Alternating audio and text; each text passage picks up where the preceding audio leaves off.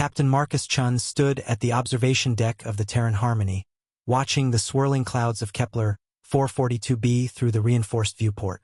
The colony ship had been in orbit for 3 days, preparing for humanity's first permanent settlement beyond the Sol system. 200 families, carefully selected for their skills and genetic diversity, were ready to begin a new chapter for the human race. "Sir," came the voice of Lieutenant James Rodriguez from behind him, "we're receiving a transmission. It's unusual." Marcus turned, noting the concerned expression on his communications officer's face. Rodriguez had served with him for 8 years, through 3 different postings. The man didn't spook easily. "Patch it through to the main display." The holographic projector flickered to life, revealing 3 beings that made Marcus's skin crawl instinctively. They were tall, perhaps 8 feet in height, with elongated limbs that ended in razor-sharp claws. Their heads were serpentine, with multiple eyes that seemed to shift and focus independently. When they spoke, their voices carried a harmonious yet unsettling tone that seemed to bypass the ears and resonate directly in the listener's bones. "Greetings, humans of the vessel Terran Harmony." The center figure began. "We are the Vel'Tar, shepherds of this sector of space. Your presence here requires evaluation." Marcus stepped forward, his military bearing automatically asserting itself. "I am Captain Marcus Chun, commanding officer of this vessel. We come in peace, seeking only to establish a colony on the 4th planet of this system. Our surveys indicate no intelligent life present." The Vel'Tar's multiple eyes focused on him with predatory intensity. "Peace is a concept we find curious. Your species interests us, humans. We have observed your expansion, your wars, your peculiarities. Before we allow your settlement, we require a demonstration." "What kind of demonstration?" Marcus asked, though every instinct screamed that he wouldn't like the answer. "A test of your true nature. We have selected one of your young, a child of 7 years. We believe you would count it. This young one will be placed in our hunting preserve on the planet's surface. You may send a team to retrieve it, but know this. Our preserve contains apex predators from 17 different worlds. Some hunt alone, others in packs. All are magnificently lethal."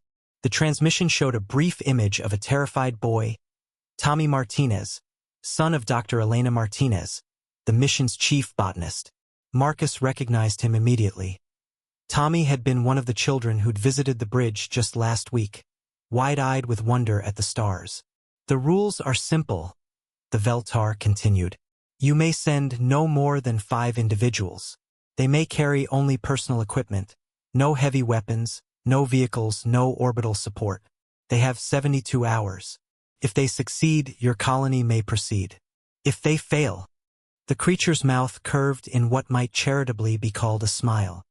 "We will consider humanity unworthy of expansion beyond your birth system." The transmission ended, leaving the bridge in stunned silence. Dr. Sarah Martinez, Tommy's mother, burst onto the bridge moments later, having obviously monitored the communication. Her face was pale but set with determination. "Captain, I volunteer for the team." "Sarah, I can't. That's my son down there," she interrupted, her voice carrying the steel that had made her one of the youngest department heads in colonial history. "You try to stop me." Marcus nodded slowly. He understood. He'd felt the same protective fury when his nephew had been threatened by gang members on Earth years ago. But this was different. This was calculated, alien malevolence testing something fundamental about humanity. "Rodriguez, get me Chief Thompson, Dr. Williams, and Sergeant Foster on the bridge. Now." As his communications officer worked, Marcus stared out at the planet below. Somewhere down there, a 7-year-old boy was alone and scared, surrounded by creatures designed to kill.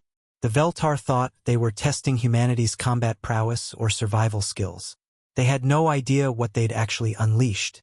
Chief Engineer David Thompson arrived first, his massive frame filling the bridge doorway. At 45, he was built like the heavy machinery he'd worked with his entire career, solid, reliable, and far stronger than his gentle demeanor suggested. Behind him came Dr. Michael Williams, the mission's xenobiologist, whose lean frame and sharp intellect had earned him 3 degrees by age 28. Sergeant Robert Foster entered last, and Marcus felt a grim satisfaction.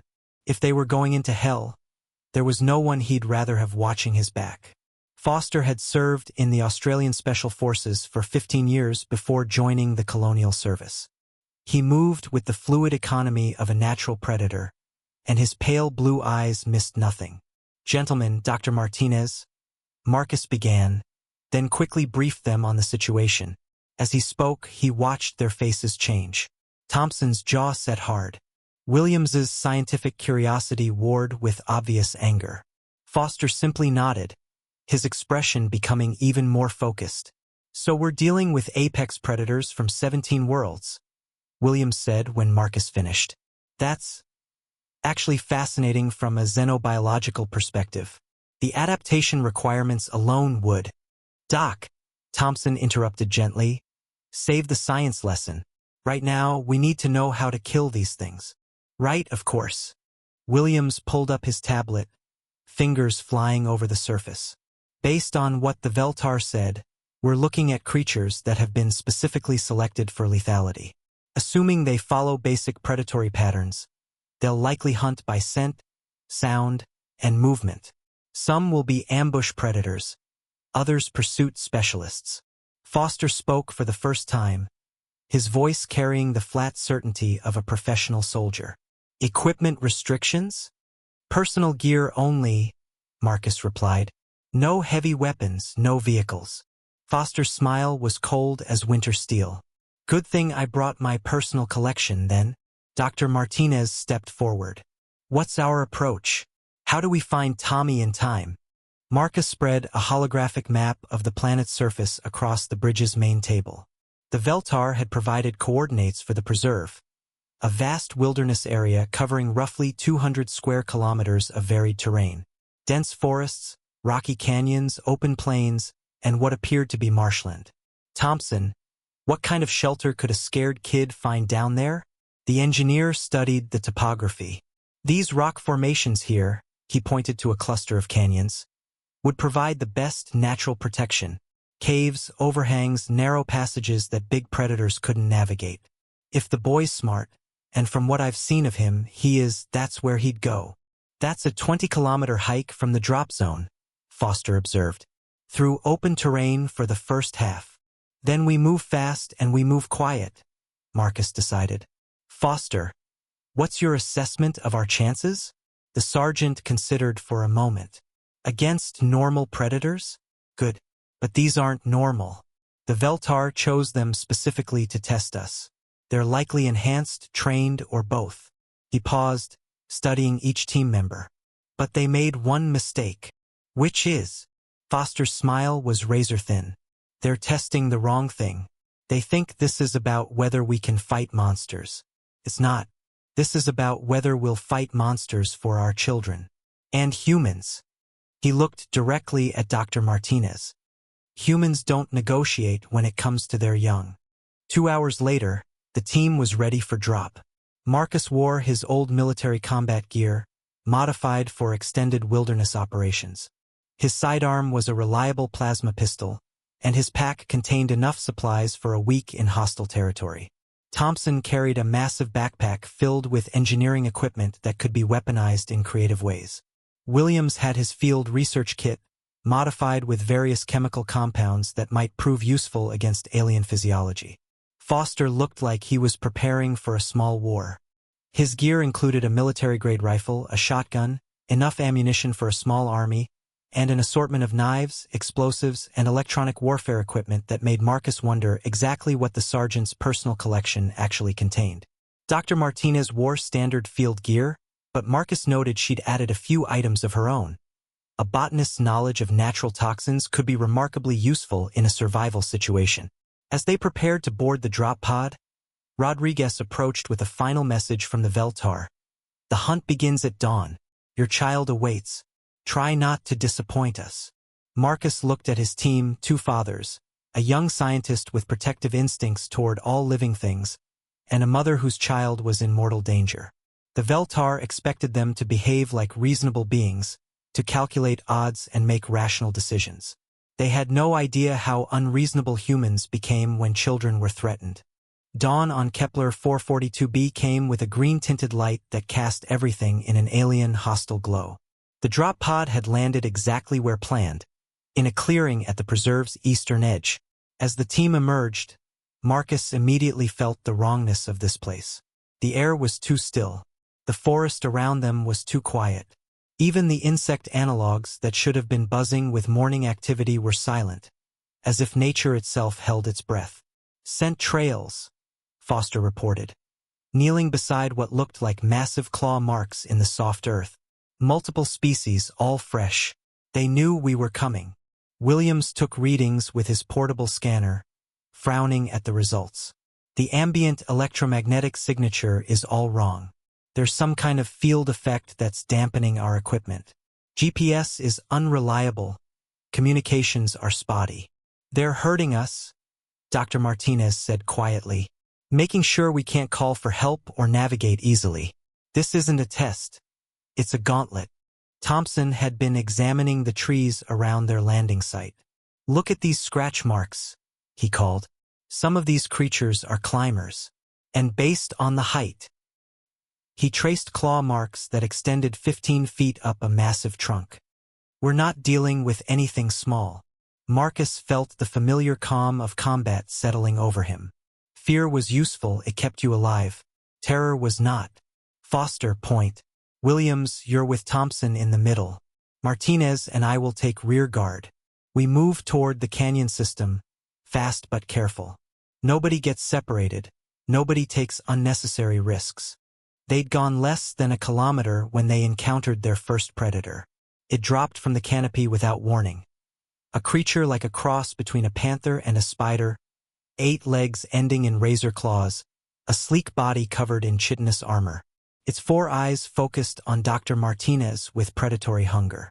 Foster's rifle barked once, sending a high-velocity round through the creature's center mass. It screamed, a sound like tearing metal, and kept coming. Thompson's improvised weapon came next, a modified plasma cutter that sent a focused beam through the creature's armored head. This time it stayed down. "Resilient," Williams observed, already taking samples. "Enhanced musculature, redundant nervous systems, distributed brain function. They've been genetically modified for this." "Lovely," Marcus muttered. Then keyed his calm, "Tommy, if you can hear this, we're coming. Stay hidden, stay quiet. We'll find you." They pushed deeper into the preserve, encountering increasingly sophisticated predators. Pack hunters that coordinated with tactical precision. Ambush specialists that used natural camouflage and patience. Aerial predators that circled overhead, waiting for an opening. Each encounter taught them more about their enemies and about themselves. Thompson proved to be devastatingly effective with improvised weapons, turning everything from rock formations to fallen trees into lethal traps. Williams's knowledge of biochemistry allowed him to identify weak points in alien physiology and exploit them ruthlessly. Foster fought like a machine, precise and economical, never wasting ammunition or movement. But it was Dr. Martinez who surprised them all. When a pack of wolf-like creatures surrounded them in a narrow valley, she didn't panic. Instead, she identified the pack's pheromone markers, used her botanical knowledge to find a local plant that produced a similar compound, and created a chemical confusion that turned the pack against itself. "Clever," Marcus complimented as they watched the predators flee in chemical-induced terror. "I'm a mother," she replied grimly. "We learned to think creatively about threats." By midday, they'd covered half the distance to the canyon system. They'd also left a trail of dead predators that spoke to human ingenuity, determination, and sheer bloody-minded refusal to give up. But the worst was yet to come. As they crested a ridge overlooking the canyon system, Williams's scanner detected something that made him pale. Massive life signs, just ahead. Something big. Really big. Through the trees, they caught their first glimpse of the preserve's apex predator. A creature the size of a small building, with hide like living armor and claws that could shear through steel. It was beautiful in the way that natural disasters were beautiful, perfectly designed for destruction. "That," Foster observed with professional admiration, is going to be a problem. But Marcus was looking past the creature, using his military-grade optics to scan the canyon walls beyond. There, in a shallow cave halfway up a sheer rock face, he caught a glimpse of movement. Small, human-shaped movement. "Found him," he said quietly. "Tommy's in that cave. Right past our new friend there," Thompson noted. Dr. Martinez checked her weapon, her face set with absolute determination. "Then we go through it." Marcus looked at his team. Tired, bloodied, but unbroken. They'd come this far. They'd go as far as they needed to. "Ideas?" he asked. Foster's smile was sharp as broken glass. "Just one. That thing's been watching us for the last few minutes, sizing us up. Thinks we're prey. Aren't we?" "No," Foster replied, and his voice carried the certainty of evolution itself. "We're humans, and humans don't run from monsters that threaten our young. We become worse monsters." The creature emerged from the tree line like a walking mountain, each step making the ground tremble. It stood 12 feet at the shoulder, with a hide that looked like living obsidian and eyes that burned with predatory intelligence. When it opened its mouth, rows of teeth gleamed like sword blades. "Megalosaurus rex variant," Williams whispered, consulting his scanner. "But modified. Look at those neural implants behind its skull. It's been enhanced for aggression and tactical awareness." "Doesn't matter," Dr. Martinez said flatly. "It's between us and my son." Marcus felt something shift in the team's dynamic. Up until now, they'd been reacting, surviving, adapting to the preserve's challenges. But seeing Tommy's small form huddled in that cave had changed something fundamental. They weren't prey anymore. They were a rescue mission. And humans, Marcus reflected, were remarkably good at rescue missions. "Thompson, what do you need to bring that cliff face down?" he asked. The engineer studied the rock formation, his mind already calculating load-bearing points and structural weaknesses. "Give me 10 minutes and half my pack. I can turn that whole section into a rock slide. But I need a distraction." "Foster!" The sergeant was already moving, unpacking something that definitely hadn't been on any official equipment list. "Shaped charges," he said by way of explanation. "Personal hobby." "Of course it is," Marcus muttered. "Williams, what's that thing's weakness?"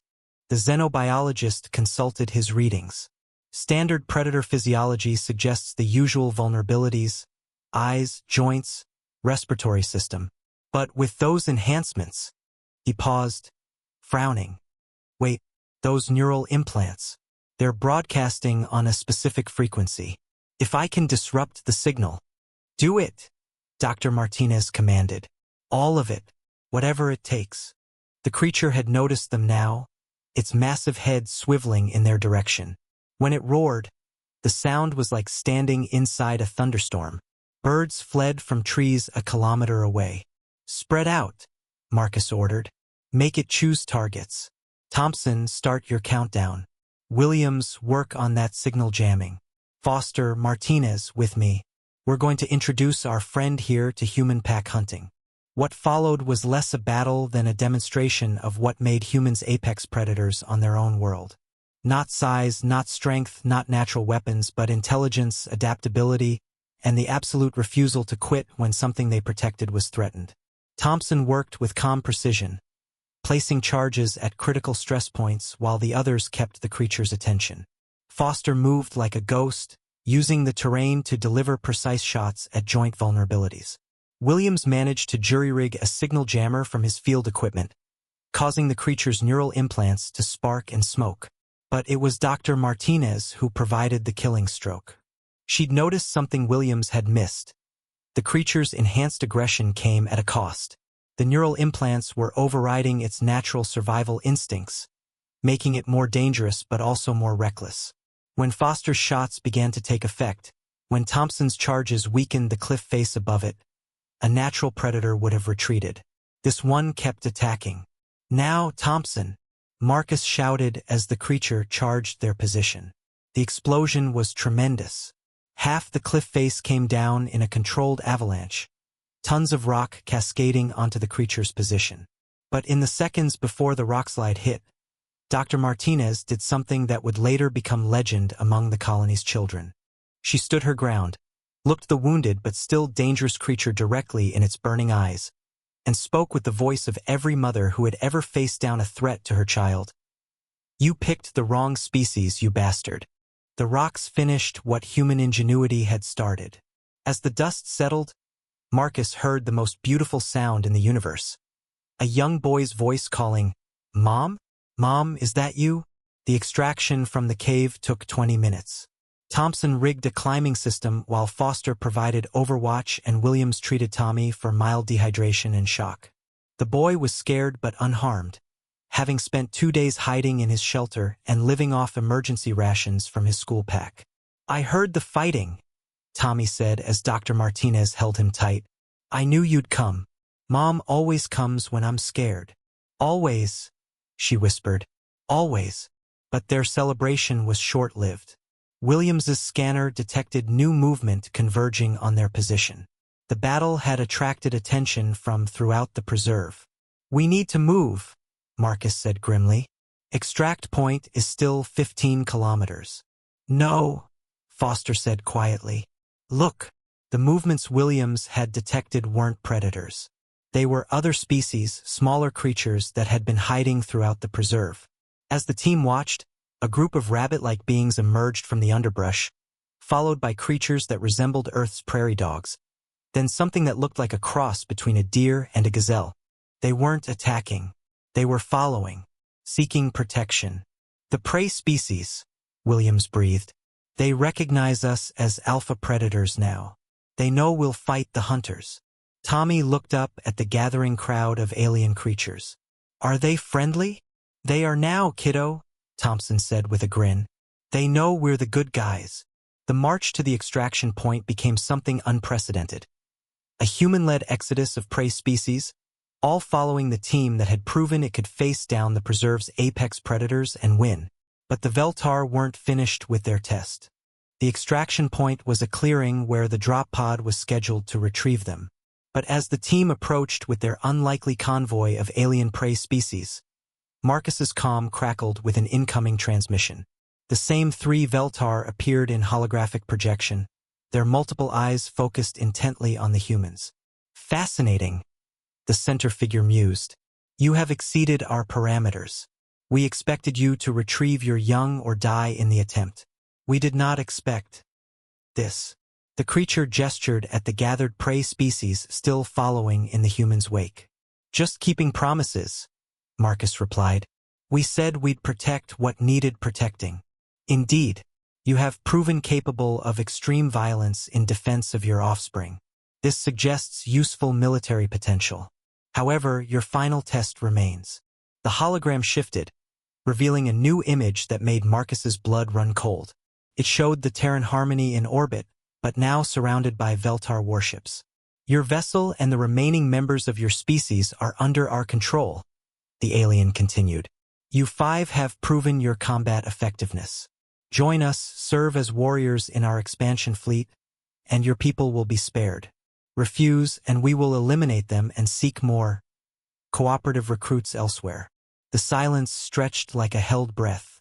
Marcus looked at his team, seeing the same grim calculation in each face. They could probably take the aliens in the preserve. But warships against a colony vessel? That was no contest. "What do you say, humans?" the Vel'Tar pressed. "Will you be reasonable?" Tommy Martinez looked up at the adults around him, then at the alien predators on the hologram. His young voice cut through the tension with startling clarity. "You're the bad guys, aren't you?" The Vel'Tar's attention focused on the child. "Bad? Good? These are meaningless concepts, young human. There are only the strong and the weak, the hunter and the hunted." "No," Tommy said firmly. "There are people who protect and people who hurt. You hurt people. That makes you the bad guys." He looked up at Marcus. "We don't help bad guys, right?"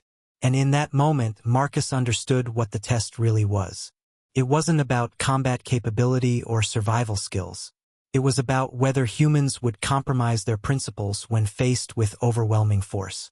"The boy's right," he said quietly. "We don't negotiate with predators."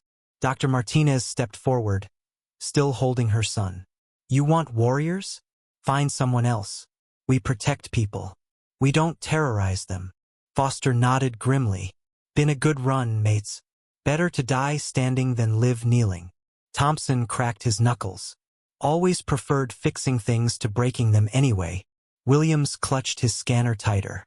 For what it's worth, I think we just advanced human xenobiological knowledge by centuries. The Vel'Tar's multiple eyes shifted among them, and for the first time, Marcus detected something like uncertainty in the creature's bearing. You would choose extinction rather than service? We choose to remain human, Marcus replied simply. The transmission flickered, then stabilized. But when the image cleared, it wasn't the same Vel'Tar speaking.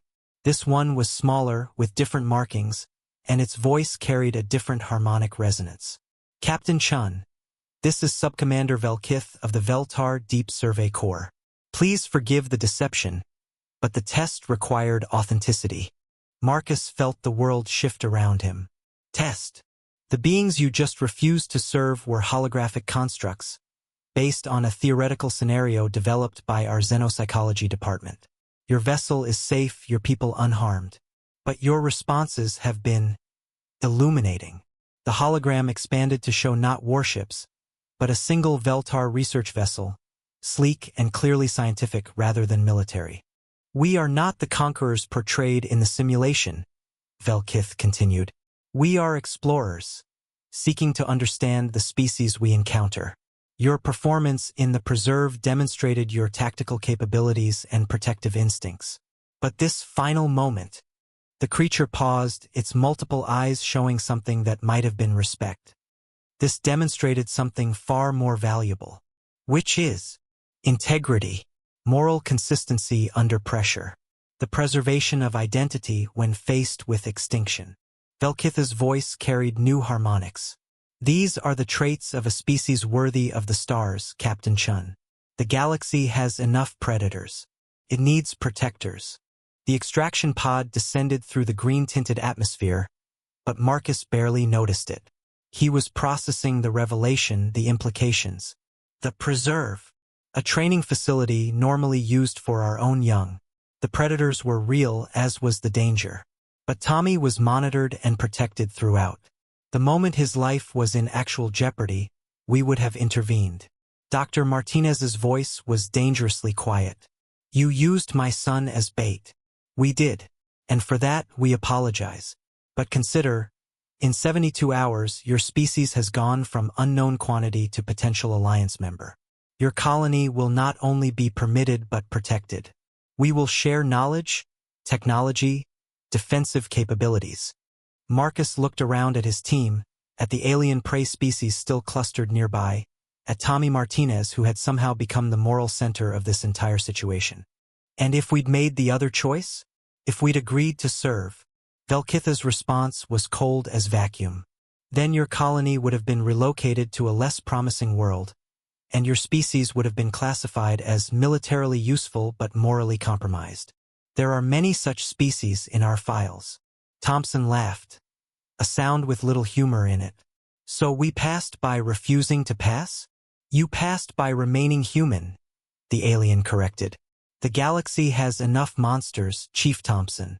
It needs people who will stand between monsters and children. As the extraction pod touched down and began loading the unlikely collection of humans and alien refugees, Marcus had one final question. The honey badger comment? Vel'Kith's mandibles curved in what might have been amusement. A creature from your homeworld. Small, relatively weak, but absolutely fearless when defending its territory or young. Our xenobiologists have studied Earth's fauna extensively. The honey badger knows its limitations but fights anyway, because some things are worth fighting for regardless of odds. Tommy Martinez looked up at the alien. So we're like honey badgers? No, young human, Vel'Kith replied gently. You're something far more dangerous. You're humans. And humans, we have learned, don't just fight for their own young. They fight for anyone's young. They fight for principles. They fight for strangers.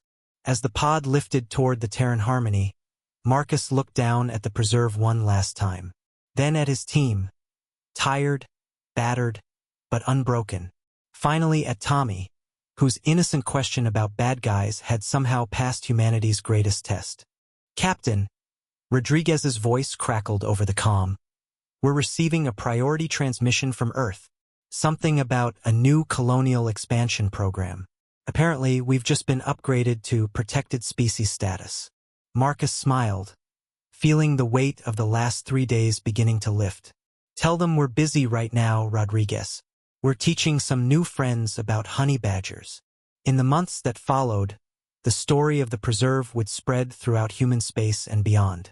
It would be told in different ways with different emphases, but always with the same ending.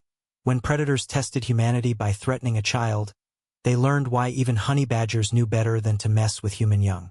The galaxy, it turned out, had been waiting a very long time for a species that would fight not just for survival, but for principles, for strangers, for the idea that some things were simply worth protecting, no matter the cost. The Vel'Tar had been looking for warriors. Instead, they found something far more valuable: guardians. And the honey badgers of Earth, had they been capable of such things, would have been proud.